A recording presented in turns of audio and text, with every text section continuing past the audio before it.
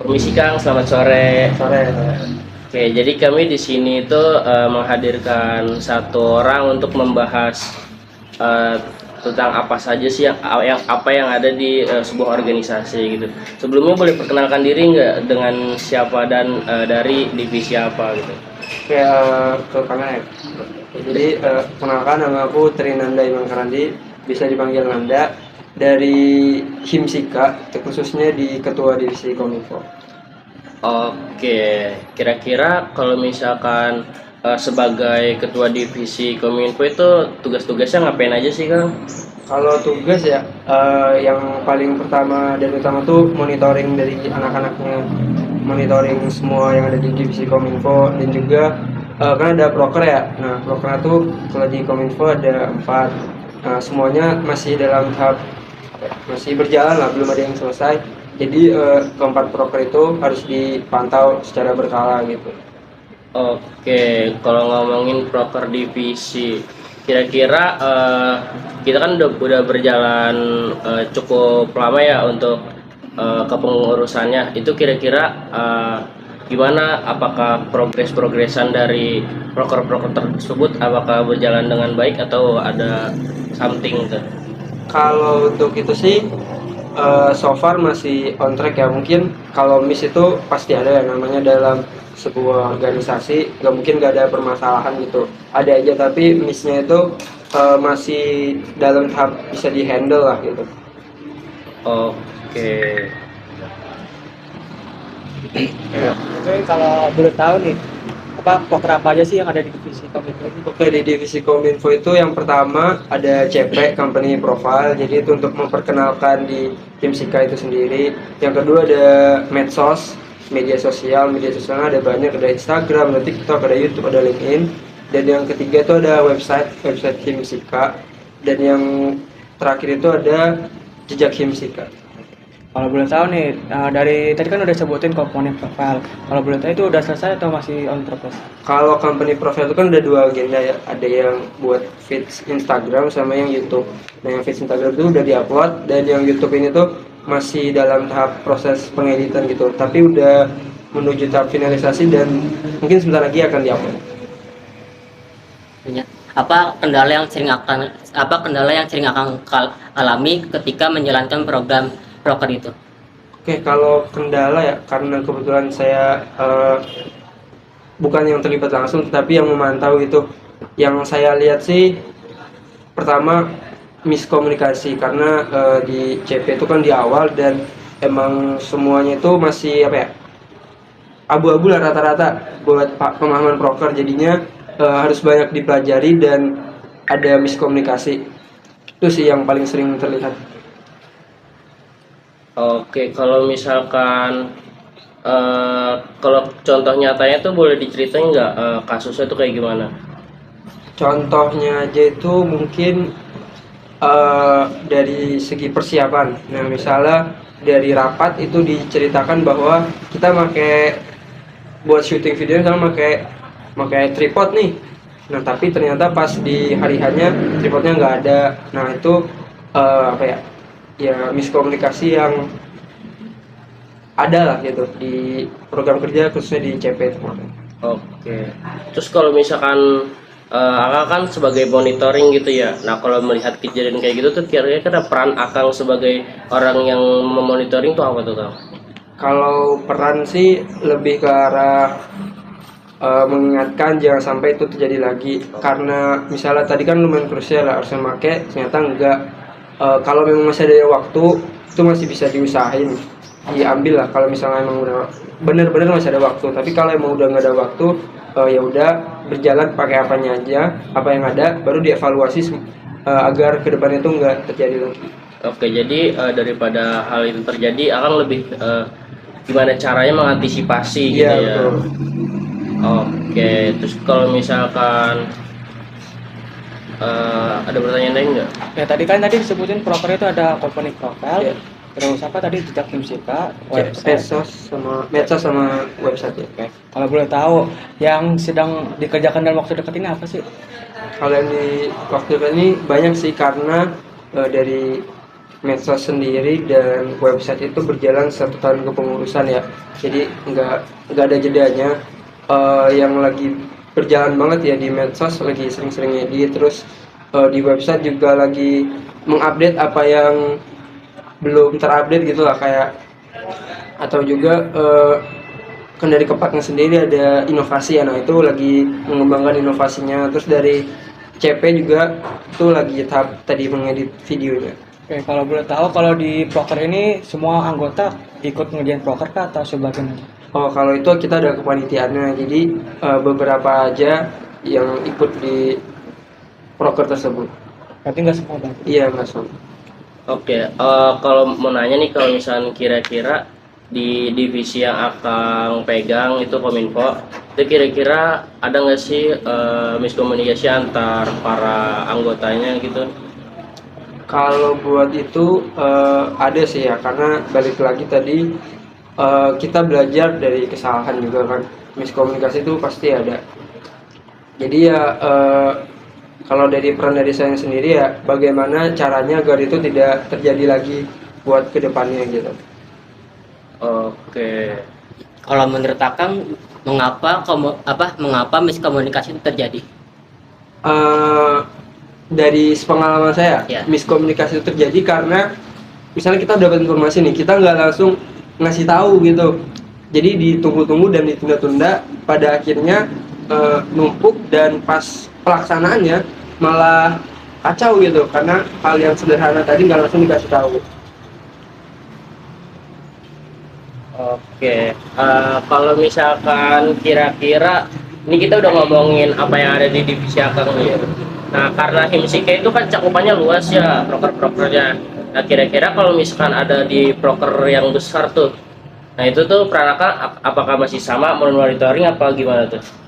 Kalau di proker besar, karena saya fokusnya di apa ya, di Kominfo yang berbau tentang dokumentasi terus peroperatoran. Nah, peran saya juga kadang membantu divisi PDD dari sana. Misalnya mereka kesulitan dalam operator nih, saya membantu untuk apa ya, mengajarkan apa yang udah saya pelajari untuk nantinya PDD yang sekarang itu bisa berjalan gitu sesuai dengan apa yang udah dia rancang sendiri gitu.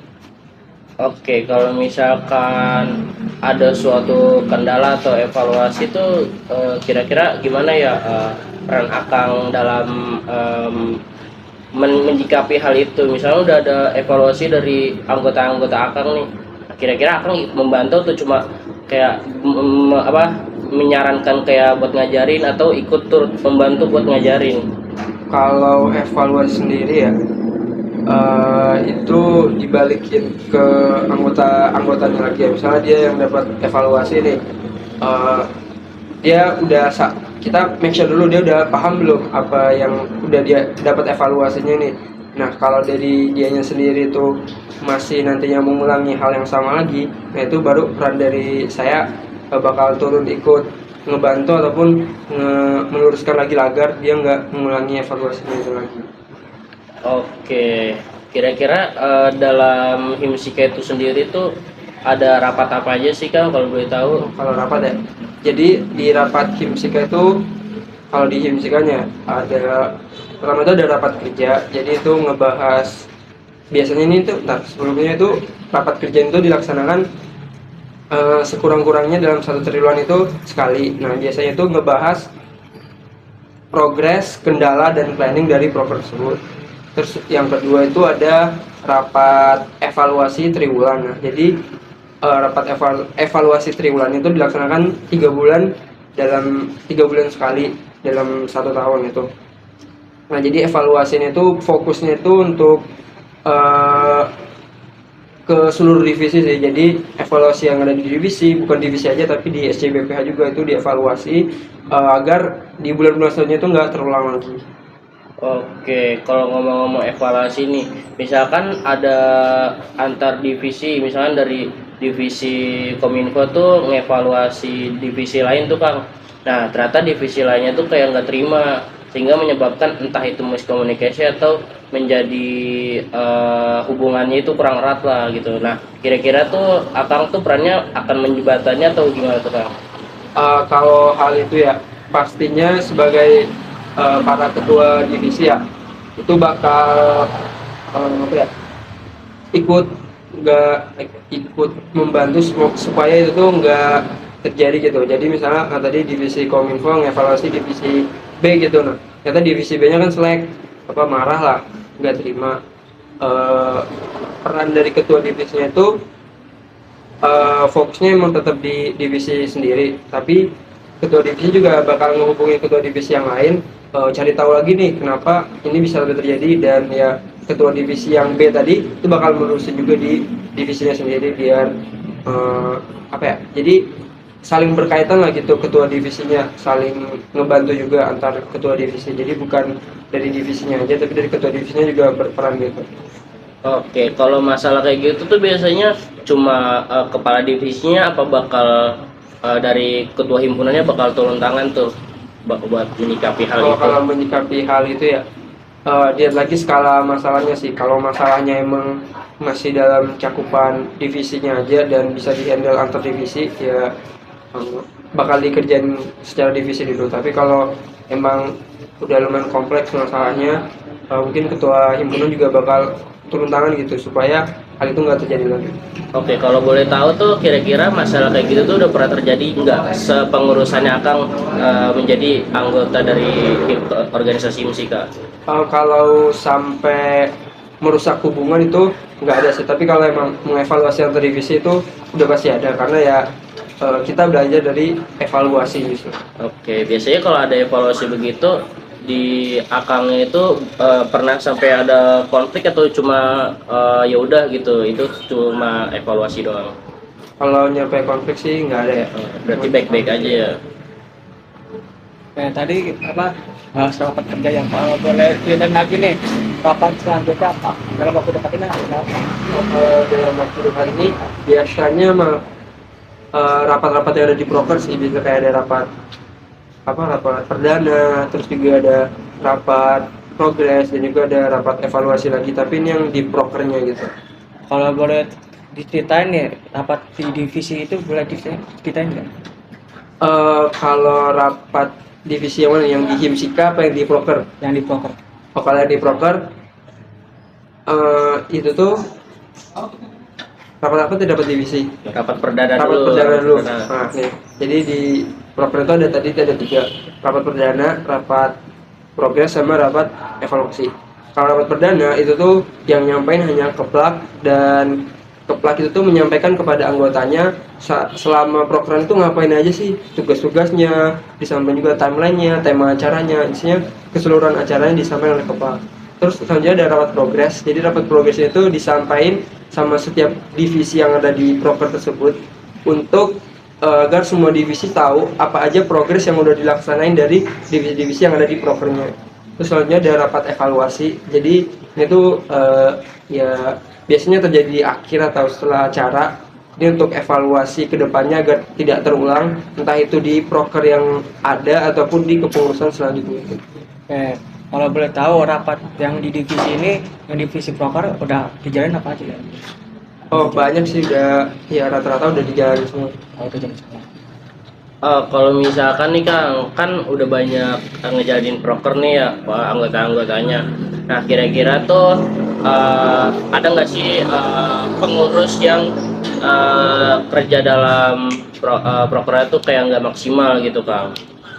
Kalau ngomong-ngomong nggak maksimal, ada ya mungkin banyak faktornya juga kenapa dia nggak maksimal itu, entah itu di faktor eksternal atau faktor internal dari dianya sendiri, itu pasti ada lah.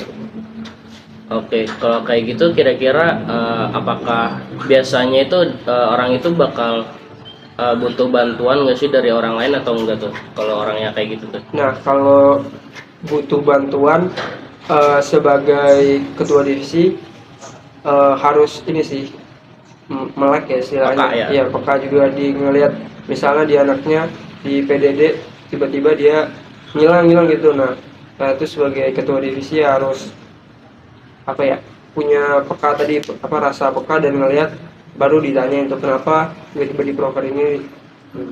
Dan itu nanti dari ketua divisinya mungkin bisa nyampain ke pelaknya gitu, oh ternyata ini loh jadi ini gitu. Kalau misalkan nih dia misalkan contohnya ada satu orang pengurus, dia tuh pas menjalani proker pertama tuh dia hasilnya nggak maksimal sehingga dia tuh dapat evaluasi. Nah tapi dari dia tuh ketika menjalankan proker kedua dia tuh masih kayak sama gitu, masih ada tetap evaluasi yang nggak beda jauh dari evaluasi pertama. Jadi dia tuh kayak nggak ada perkembangan dan nggak ada perubahan dalam dirinya. Nah itu kalau misalkan Akang udah membantu evaluasi tapi dia tetap kayak gitu tuh berarti sama aja kayak Akang tuh kurang membantu apa gimana tuh Kang? Jadi kira-kira gimana biar orangnya tuh nggak bisa berubah lah istilahnya gitu dan nggak nge-stuck di itu aja. Berarti itu balik lagi ke treatment yang dikasih sih. Kadang kan orang ada yang emang treatmentnya harus lembut gitu, baru dia bisa berubah, atau treatmentnya yang sedikit keras agar dia bisa berubah. Jadi kalau udah terjadi seperti itu, kita balik lagi ke pendekatan di awalnya lagi, ngelihat dulu dia gimana cara dia bisa berubah gitu, dilihat dari cara dia kerja sih. Nah jadi cara dia kerja bisa kita analisis, ternyata dia biar nggak ngulangin evaluasi itu ternyata dia nggak boleh dibeban gitu, nggak boleh terlalu di pressure gitu. Nah itu bisa jadi pertimbangan buat kita sebagai ketua divisi buat ngasih keringanan dulu lah ke dianya, supaya evaluasi itu nggak diulangi lagi lah. Oke, kalau ngomongin orang yang dievaluasi itu kira-kira dulu-dulu itu pernah nggak sih ada orang yang sampai dikeluarin dari Himsiga karena entah itu dia susah diatur atau kerjanya nggak benar gitu Kang? Selama 2 tahun dalam kepengurusan Himsika itu belum ada sih kalau yang nyampe dikeluarin. Paling ya mentok banget itu dikasih SP1 ya. Oh jadi di Himsika ada SP-nya ya? Iya ada juga. Itu biar yang balik ke yang tadi pertanyaan Kang Fajar tadi, kalau misalnya dia nggak berubah-ubah, nah padahal udah ketua divisinya udah turun tangan, bahkan kahimnya juga udah turun tangan, tapi dia nggak berubah, ya mau nggak mau emang harus dikasih tindakan tegas lah, itu bukan keras, tegas. Oke, kira-kira tingkatan SP-nya tuh kalau boleh tahu sampai mana tuh? Kalau sepengetahuan saya, SP itu kalau nggak salah ada 3. Jadi SP pertama tuh peringatan, yang kedua tuh peringatan yang kedua, dan yang ketiga tuh ya udah pasti dikeluarin gitu. Jadi kalau udah mendapatkan SP3 tuh udah nggak ada pertimbangan lagi ya? Oke. Udah. Kalau boleh tahu, selama menjabat di periode ini sebagai ketua divisi, menurut Akang sendiri ada nggak sih proker di divisi Akang yang lagi sulit dijalani? Yang sulit dijalani, bukan sulit sih, kadang dari keplaknya sendiri tuh ngeluh, bukan ngeluh sih ya, karena dia tiap hari gitu harus, bukan tiap hari harus upload, tapi tiap bulan ada banyak lah yang diupload. Nah mungkin dari medsos sendiri tuh kayak ada rasa di titik gimana ya bahasanya, bukan sulit Titik capeknya mungkin ya? Iya capek, kayak ya tiap bulan harus ngupload terus bikin timeline gitu, jadi ngerasa capek aja sih keplaknya. Berarti yang paling berat ini di medsos. Iya medsos. Di website juga lumayan berat karena ada tuntutan tuntutan di situ, tuntutan dari atas-atasan lah gitu. Dan kerja target mungkin ya? Target, nah itu benar, target. Berarti di divisi Akang ini proker yang menurut Akang, divisi Akang itu ada 2. Yang pertama itu medsos, yang kedua itu website. Oke, kalau misalkan dari Akang sendiri nih, kalau kan Akang udah tahu nih yang udah berjalan itu medsos, ACP dan juga website. Nah kira-kira kalau kayak jejak Himsika kan belum berjalan nih Kang. Nah mungkin Akang bakal ngelakuin apa biar kesulitan-kesulitan yang udah pernah dijalani sama proker yang sudah dijalani itu tidak terjadi di prokernya jejak Himsika gitu. Mungkin kalau itu sih paling dicicil sih, karena jejak di akhir kan dan takut numpuk di akhir, jadi solusinya paling harus dicicil dan harus segera dimulai. Oke, berarti dicicil ya. Iya. Kalau misalkan kita misalkan nih ada kepengurusan dari divisi Akang yang menjalani proker dari divisi luar divisi nih, kayak misalkan divisi prokernya divisi relasi. Nah kalau misalkan kayak gitu tuh kerja apa namanya menjalani proker di luar divisi mereka tuh biasanya mereka bisa atau ada yang terkendala gitu kan, karena dia pekerjaannya tuh di luar divisi. Oh, berarti yang misalnya dia dari Kominfo tapi tiba-tiba jadi humas gitu. Iya. Tapi di divisi relasi. Iya. Nah, kalau itu sendiri ke pengalaman saya dulu. Jadi saya juga sering pindah-pindah divisi kalau ikut proker Oke. dulu. Kadang acara, kadang humas, kadang kabin, kadang peralatan. Nah itu paling biasanya sebagai anak Kominfo itu nggak ditunjuk jadi PJ, jadi anggotanya aja. Nah, jadi Oke. kalau jadi anggotanya aja bisa belajar dari PJ-nya itu. Kalau emang mentok-mentok langsung tuh jadi PJ, jadi dia di PJ di divisi lain. Nah itu kita biasanya nanya ke ketua divisi yang udah pernah ngejalanin itu, atau nanya ke teman-teman yang sebelumnya udah pernah ada di divisi itu. Paling gitu. Oh berarti biasanya tuh emang kalau di luar dari divisi mereka tuh nggak jadi PJ ya, jadi Iya, jadi rata-rata anggota. iya. Tapi kalau yang tadi jadi PJ, kalau saya dulu sempat jadi PJ Humas di salah satu proker. Nah, karena anggota saya ada juga ada relasi dan teman-teman saya dari relasi juga sering jadi PJ. Nah, saya sering komunikasi lah sama teman saya yang dari divisi relasi dan juga dari anggota saya sendiri yang dari divisi relasi. Oke, jadi selain kita dapat informasi atau ilmu dari divisi sendiri, bisa Iya, dapat dari betul. divisi lain juga ya. Kalau boleh tahu nih, selama Akang menjabat kan Akang menjabat selama 2 periode ini. Iya. Kalau boleh tahu selama 2 periode ini Akang pernah mengalami kesulitan nggak sih dalam kepengurusan ini? Kalau kesulitan pastinya ada ya, karena kita belajar dari kesulitan dan itulah tantangan dari sebuah organisasi ya. Kalau di anggota dulu itu kesulitan di waktu sih, jadi kayak di awal-awal khususnya membagi waktu itu susah banget. Tapi lama-kelamaan itu mengalir aja, jadi udah terbiasa dengan yang padat. Ya udah di akhir-akhir malah kalau kalau renggang itu malah ngerasa apa ya, aduh kok kosong banget gitu. Nah jadi waktu tadi manajemen waktu. Nah kalau sebagai ketua divisi, karena sebelumnya belum pernah jadi ketua di apapun ya, pernah sih tapi ya bukan sebesar ini. Di awal tuh sempat kaget manage anggota sih, jadi ternyata sulit juga ternyata manage anggota dengan berbagai macam pikiran. Kita harus sinkronisasi lah buat divisinya jadi harmonis, chemistry-nya terbentuk dan sebagainya. Kalau boleh tahu, kan tadi Akang pernah sempat sebut ya memanage berbagai pikiran orang. Nah, Akang sendiri cara gimana sih Kang untuk menyatukan pikiran orang beda-beda itu? Kalau gitu treatment pendekatan sih, Oke. pendekatan ke anggotanya dulu, kayak dicari tahu misalnya si A orangnya rajin tapi apa ya, suka tidur. Nah si B orangnya gini males tapi emang pekerjaannya selesai lah tapi lama gitu nyelesain. Nah itu tuh cara saya sendiri ngelihat potensi yang ada di diri mereka, kuatin potensi yang ada di diri mereka, tapi kelemahan mereka itu lama-lama harus dipupuk sih supaya nggak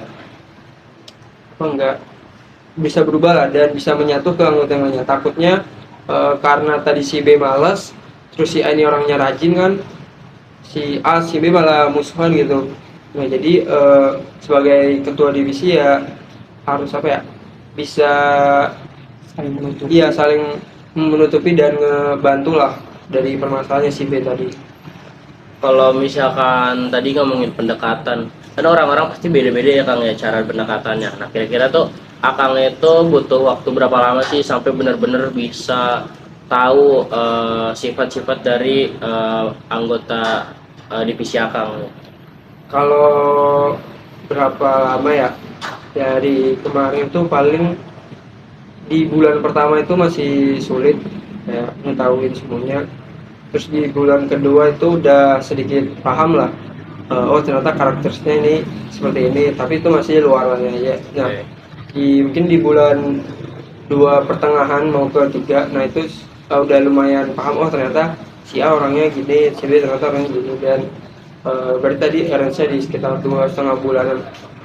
Oke, karena kan udah 2 tahun periode nih ya, yang awalnya jadi anggota, sekarang jadi kepala divisi. Nah, kira-kira tuh eh, tahun kedua ini jadi susah mah jadi gampang kan awal-awal tuh menjalani proker. Nah, sekarang tahun kedua malah cuma kayak ngasih monitoring doang lah istilah kata gitu, nggak megang proker dan juga nggak menjalani proker. Kalau ini sih lebih ke arah, kalau jadi anggota itu lebih apa ya, lebih mengeluarkan tenaga. Nah tapi kalau ketua divisi itu lebih banyak mengeluarkan di pikiran. Jadi ada kesulitan dan kemudahannya masing-masing gitu. Tapi kalau jadi kepala divisi itu udah nggak sulit karena udah tahu dari kepengurusan sebelumnya Nah ya. itu jadi kenapa ketua divisi itu dipilih dari yang udah pernah sebelumnya, yaitu biar ngerasain dan tahu gitu, misalnya ada pengalaman lah biar nge-handle divisi itu. Kalau boleh tahu nih, selama Akang menjabat sebagai kepala divisi, pernah nggak sih ada konflik antara anggota di divisi Akang? Kalau konflik paling konflik kecil-kecil aja ya, nggak sampai yang berpengaruh banget gitu. Alhamdulillahnya tadi si konflik kecil yang masih bisa di handle lah sebagai dari saya sendiri ataupun ketua-ketua yang ada di divisi saya sendiri. Oh, berarti kalau misalkan di divisi Akang nih ada konflik nih, tapi si A sama si B ini cuma diem-dieman aja, itu Akang tahu atau enggak kan konflik? Nah, Gitu. kalau diem-dieman itu memang rada sulit ya, karena kita bukan cenayang, bukan para pengawang. Paling kan di saya juga ada koordinator departemen ya. Nah, jadi di divisi itu ada dua departemen, ada koordinator departemen media dan koordinator departemen desain. Nah paling saya coba nanya ke mereka sih. Tapi emang biasanya tuh kadang tuh kelihatan ada yang misalnya ternyata si A dengan si B ini ada selek nih, kayak kok tiba-tiba beda sikapnya. Nah jadi kan ada terbesit curiga. Nah saya coba tanya ke koordinator departemennya, seperti itu sih Bang. Oh, kalau kayak gitu biasanya pengurus anggotanya itu suka cerita nggak sih ke Akang gitu sebagai orang yang mungkin merasa bertanggung jawab atas mereka? Kalau cerita sih ya suka pada suka cerita. Berarti nggak sampai ada yang diem-dieman nggak cerita gitu, nggak ada ya? Mungkin di beberapa momen ada yang diem-diem aja, jadi saya dapat infonya dari orang lain lah gitu, atau dari koordinator departemen saya. Oke, mungkin terima kasih Kang Nanda karena sudah berbagi pandangan terhadap organisasi Himsika gitu ya. Oke, mungkin sudah cukup wawancara yang ada di sesi ini. Terima kasih telah membantu berkontribusi dan memberitahu apa aja yang kira-kira terjadi di sebuah organisasi gitu, dari apa yang masalah yang terjadi hingga solusi yang dan treatment yang diberikan gitu. Oke, mungkin cukup sekian kan, terima kasih. Ya.